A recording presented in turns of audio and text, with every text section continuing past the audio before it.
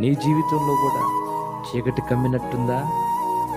వెలుగుమయంగా ఉండాల్సిన నీ బ్రతుకు చీకటి మయంగా ఉన్నట్టు అనిపిస్తుందా? నీకు అర్థం కావట్లేదా యేసయ్య వచ్చే సమయం ఇదని?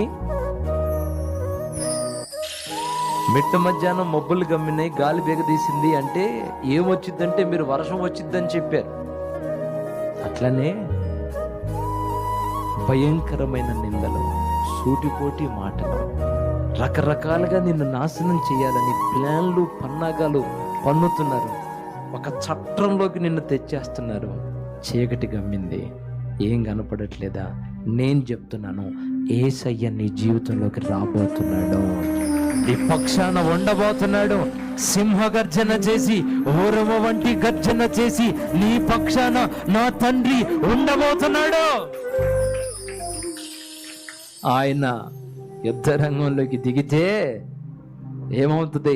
పర్వతం లాంటి వ్యక్తుల పునాదులు కదులుతాయి.